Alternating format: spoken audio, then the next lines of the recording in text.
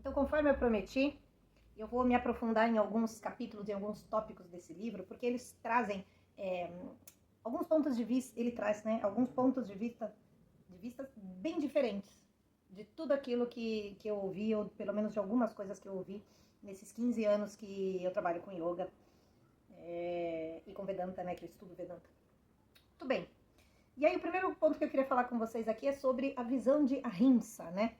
Ahimsa é um yama, né? O yama, a palavra yama, ela vem de uma raiz que é o yam. Yam significa refrear, conter, domar, tá? E ahimsa é uma palavra que deriva de himsa. Himsa é violência. Quando a gente inclui esse a, essa partícula antes da palavra, ela é o não, né? É uma negação, então vira não violência.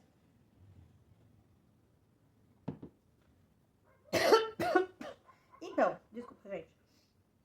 É muito interessante, né? Porque, e quando a gente fala em não violência, a primeira coisa que vem na mente é a não prática de violência física.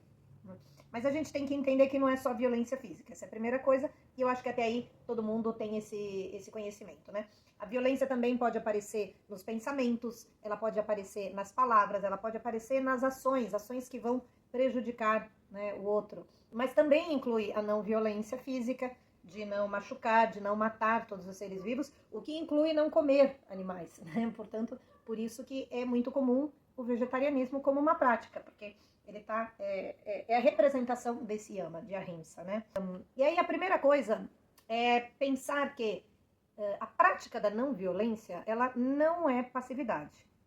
Então, se eu recebo uma violência e eu vou me defender, ou se eu vou receber uma violência e eu me defendo, vou me defender, eu reajo a isso, mesmo que não seja de uma forma tão pacífica, isso não é adhármico.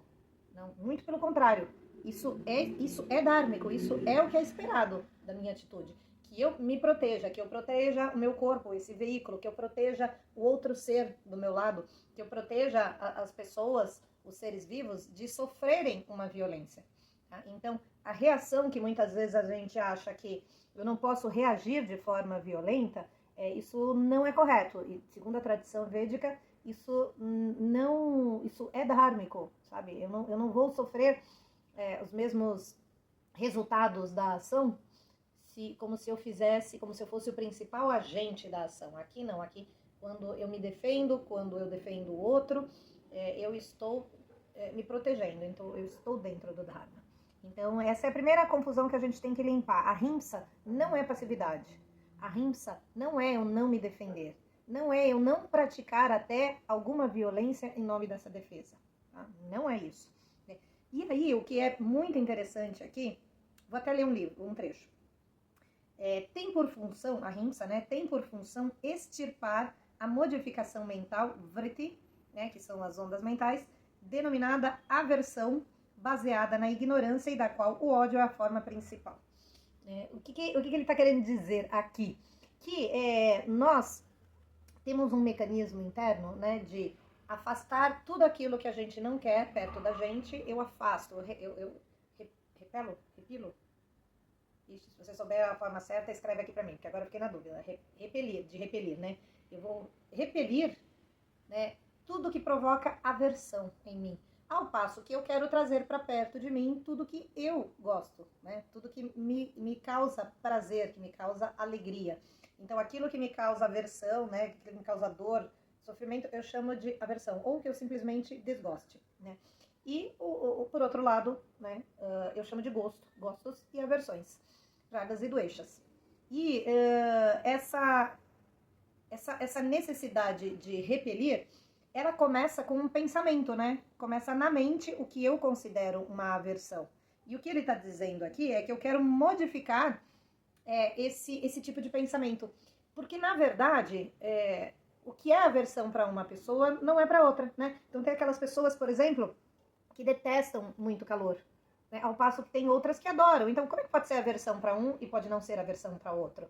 Né? Pessoas que adoram o paladar doce e pessoas que não gostam de paladar de coisas doces, né? Então, como é que pode ser? Por quê? Porque, na verdade, os objetos, as pessoas, enfim, chamando de objeto tudo que está fora, né, de uma forma genérica, ele não tem essa propriedade, né, de ser uma aversão ou de ser um gosto. Ele tem as duas, ele pode ser gostado como pode não ser gostado. Então, a minha mente se conectar com algo que gera aversão, e construir esse pensamento, né, porque está baseado numa ignorância, daí ela gera o ódio, né, gera raiva, gera essa emoção, porque eu não quero, então eu vou repelir com todas as minhas forças e vou ter essas emoções, é como se fossem precursores de violência, né? Então, na medida em que eu trabalho essa eliminação, né, das aversões, né, e do que eu considero aversão na minha mente, eu estou exatamente colocando em prática esse preceito, né, de não violência. Me conta aqui se você já tinha escutado alguma coisa a esse respeito. Essa relação, a profundidade que vai esse conceito de não violência. Eu achei isso muito, muito interessante, né? E a não violência, então, ela se torna o principal yama de todos, né? Por quê? Porque ela é uma base, né? É dito aqui que os outros, eles vêm para consolidar. Os outros yamas vão existir para consolidar esse yama. E por que isso? Quando eu não tenho presente esse conceito de não violência e eu tenho presente a aversão e eu considero outros seres, outros objetos inferiores, né? Eu não estou assumindo na minha mente a verdade de que todo mundo tem a essência divina, não só as pessoas, todos os seres, né? Então, todos os objetos, eles têm residindo ali neles a criação. Então, eu reagir com base na aversão, reagir violentamente, qualquer tipo de violência, isso não está claro para mim.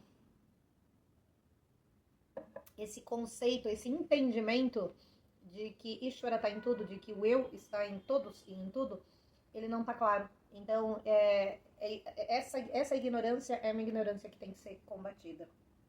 Muito bom, né? Conta aqui pra mim se você já tinha se aprofundado desse jeito, se você já tinha esse entendimento de Ahimsa. Eu espero que tenha sido bacana.